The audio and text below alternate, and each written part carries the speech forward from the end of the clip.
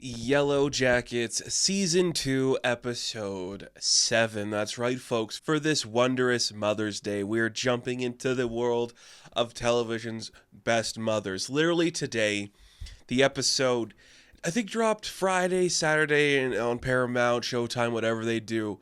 The actual Twitter account for Yellowjackets was like, drop your favorite mother from our mothers below. And I'm like, don't get this fan base started on who of these characters is the most mother, because we could be having this conversation all day. So it's Mother's Day. We're going to spend some time with our mamas, and it's just going to be a great time. Because it was. I don't think this was the best episode the season has done. It definitely felt like we're ramping up to some weird shit about to happen. I don't know what exactly that weird shit is going to be, but we're definitely going somewhere where craziness is going to take center stage and we're going to be feeling something weird happening. And that's kind of exciting. This episode did a lot of cool stuff, just kind of like brought everyone together in a way I've really been missing. My one criticism this season has been, I don't know, maybe it's because like it was filming around the end of the pandemic when they were doing this, but you really felt like none of our like older cast members were together in every single episode. They all had their own stories, but they're together now, finally, and we love it, and that makes me happier than anything. But in the past timeline, things are still hitting the fan a little bit. It's getting a little crazy out there. Shauna lost the baby last week.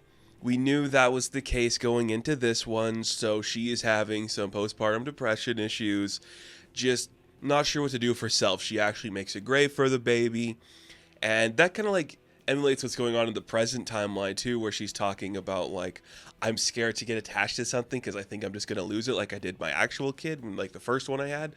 It's kind of a fun story for her. I say fun loosely, but it's like, that's good television. Like, that's a real issue that makes sense for this character to experience in both timelines. So I do appreciate that. The other major thing happening in the past is Misty is trying to cover up the death of Crystal because why not, you know? Some of the other girls who, are they nameless? The nameless ones? Who are they? There's the one that wears a hat backwards that seems like she's the most characteristically different.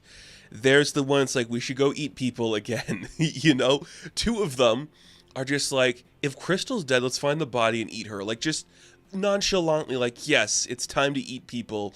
It's eat people o'clock. It's very strange how nonchalant they're talking about this. Geez, you have one person and suddenly you're a cannibal, right? Very strange, but Misty's like, we should go out and look for her. She might still be alive. I mean, Javi was alive and he was there for so long. So they're going to go and try to find her. She is hamming up her just like interest and like how sad she feels to the point where I could buy she was faking it, you know? Maybe because from an outside perspective, I do know she's faking it. But if I was one of those girls with her looking kind of suspicious the way she's trying to get everything done. And it leads to a really fascinating moment that I really thought was going to go a different way with Coach Ben. He's been having some issues lately. I say that loosely, but the dude's losing his mind. He's dreaming of a world he never had with his boyfriend Paul, where they could be together, and he has a huge hallucination in this timeline where he's just like, well, you're my boyfriend, we're in a cabin, but you can't use me as an excuse to hide out forever. Eventually they're going to come for you. You're like, what's happening to Ben? What's coming for him? And he runs out of the cabin screaming Paul's name. Of course, Paul's not there. The girls are like, what is wrong with you, coach? Something's going on with him. And I get it.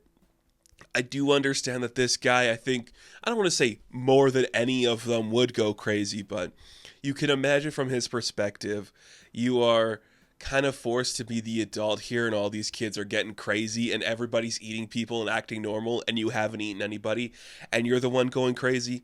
That'd mess you up a little bit, you know? So he is just like, I'm just going to walk off this cliff, the same cliff that we know Misty pushed Crystal off of, but he doesn't have the strength to do it, so he's asking Misty to push him off, and she just learned the value of life a couple minutes ago, so it's a great contemplative moment for her, and it's just deranged and silly, and I just love it. I'm just getting on board with like how far we're leaning into just how crazy every single second of the show is. It's getting dark and twisted in weird ways where we're just nonchalant about death and cannibalism and people's psychosis. Like, we're just like, yeah, everything's crazy now. If we're gonna kill ourselves, let's do it the right way. It's so nonchalant about that. And Misty just has a huge speech where she's like, if you kill yourself, I'm gonna tell everybody you try to force yourself on everyone. They'll tell people you're gay. I'm just gonna like ruin your name. You're gonna be dead. No one's gonna like you. Your name will be dragged through the mud. He's like, I don't care. That doesn't matter to me because I'm dead.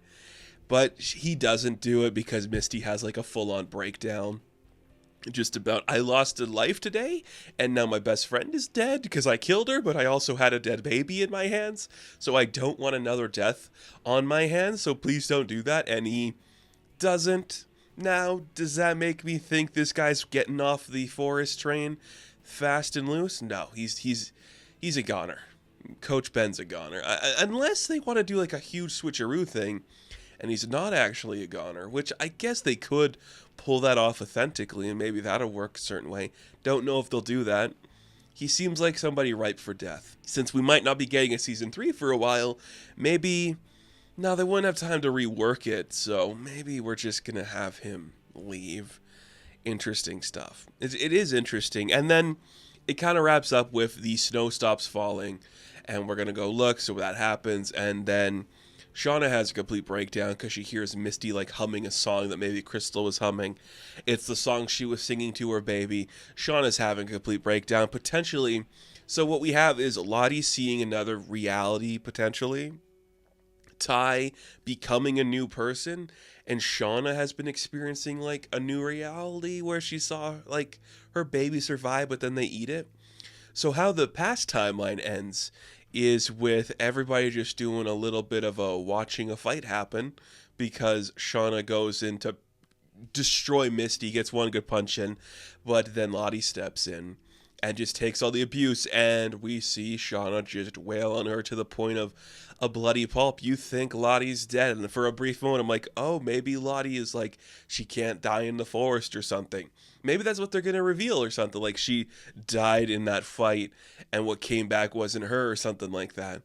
But it was a bloody, disgusting fight that was intercut with one of the most sincere, sweet moments of the entire show. But we'll get to that in a minute here. Because at the end of last episode, all of our sweet mamas came over to Lottie's cult, and now it's time for them to get the help they need. What does that mean exactly? A bunch of weird things. We see that Van's going to forage for a bit. What she forages is the back of her truck, and she steals some tequila. That's my girl. Proud of you. You do that. Thaisa is going to have to paint a barn or like a house with a makeup brush, and I'm sure that's calming and supposed to help you. No idea why. Piss me off. If I had to do that, I'd be pissed off. So, of course, the one I'd want to do is just go to my car and get tequila. But then you have Shauna, who has self-care, and she has to take care of like a goat, like a little baby goat, which is called a kid. So she has a big emotional reaction to like thinking this is a kid because she lost her kid in the forest, and now she keeps a distance from Callie in the present timeline. And that's all interesting. It's good stuff. Like, Melanie Lynskey given a lot to do this episode. Her quiet moments where she is just breaking slowly, it's really fun. But, no surprise, the standout of this episode is Christina Ricci, who is going into one of those deprivation tanks where it's just the worst thing I could imagine. Like, no part of me ever wants to be in one of those tanks. Not because I think I'd go, like, crazy or, like, overthink. I just can't. Like, I guess I could sit still. I just don't like the idea of being in a tight space where there's nothing around you and no noise and just your own thoughts. That doesn't sound appealing or like it'd give me any like reassurance or help me learn something about myself. But when Misty's inside this tank, what happens is she starts to hallucinate like a weird show tune thing. So like her bird turns into like a big mascot, and then it like is a person in a costume. And it's, what's his name? John Cameron Mitchell, I believe, it plays Caligula. Is that the name of the bird? And he's just like, hey, it's great. What a time to be alive. You're not a psychopathic killer. You're a beautiful lady. Da-da-da-da, Broadway melody, baby. Crazy stuff. And Elijah Wood shows up in her memory, too. It's insane. it goes into a very specific direction for like 3 minutes you're not expecting the show to go into.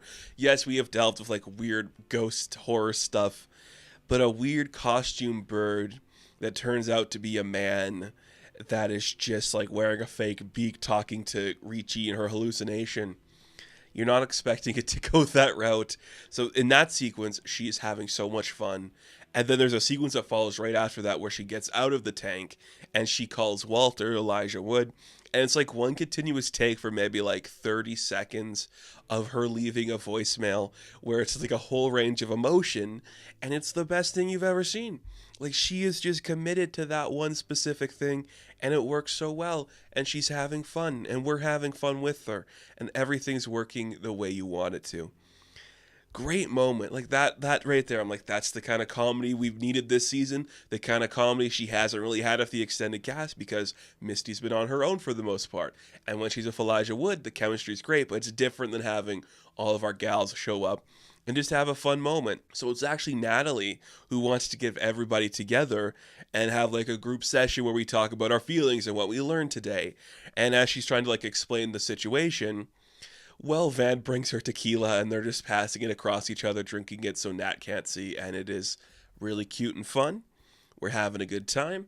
And then we just have a really nice gab sesh with a bunch of cool ladies just talking about what's going on with Misty, what's going on with the boys and everything. It's fun. Like, this is good stuff. And Lottie shows up because we also see a couple things. The therapist that Lottie was talking to isn't real. It's a hallucination from her. And the hallucination turns into the Antler Queen, which does lead me to think it's not Lottie in the past timeline who becomes the Antler Queen. I think it's going to be somebody else. We were seeing that those two no-named characters are the two girls who were like, let's eat people, yum, yum, yum. They are very eager to eat people. So maybe it's one of them that becomes the Antler Queen. I don't know. I'm just excited to see where it goes. But our 6 leads, they're just going to dance around a fire pit while it's snowing and just have a bunch of drinks because Lottie has a secret supply of drinks. Just old friends catching up and drinking. What a way to end the episode. Like, that was exactly what I've been missing from this show. For each episode is just we had it a little bit in the first season. They all came together. They went to their high school reunion. Well, boom. Now we got Van and Lottie here. We're going to drink by fire pit. It's going to be emulating when we see Shauna beating up Lottie. We're going to cut back to these girls just dancing. And it's a great time. And we love it. I love it, at least. It's such a good moment. And we do get a couple of revelations. Like I said, the Antler Queen and the therapist aren't real. Van has cancer and is going to die within months. Her and Thaisa share a little kissy moment, which was really sweet. But yeah, of course, Van was going to be the one marked for death. She's new to the season. She's not like a mainstay. Kind of sad because I love her. She just showed up and just instantly felt like a fully fleshed out character and made me so happy. Like, she did it. She just showed up and crushed it. It was great. And then we get a call from Jeff because, of course, Jeff is the vibe killer that they found the buried remains of Adam stored away somewhere. So, things are getting weird and crazy. What's going to happen? Who knows? We're probably going to sick Misty or Walter on them because they seem like a weird idea that's going to hurt people. Great. Just great. Like, all of our girls came together, they talked about their feelings, they drank a lot of liquor, and they danced by a fire pit. That is the perfect way to end this kind of episode and end this show. I was happy with it. Very happy with it. It is kind of silly at times. It goes into a lot more extreme routes than we've seen before, but if you look at the progression or the escalation of what the show has been doing, it starts off fairly normal. And as the show's progressed, it has spiraled downhill into nothing feels real anymore. Any single thing that happens could be a lie. Any single thing that happens could be in another reality or an illusion or somebody marked for death. We don't know. It's kind of exciting, though. That's doing something unique and different. I think it's kind of cool, and I'm glad it's happening in this show. So we are nearing the end. I think we got 2 or 3 more episodes left. Hopefully we can get that season 3 soon, but don't be surprised if it takes a while.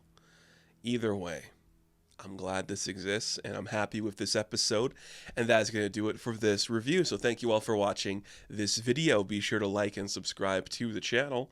As always, you can check me out on Instagram, TikTok, and Twitter. And as always, I will catch you in the next one. Have fun. Stay safe. Good luck.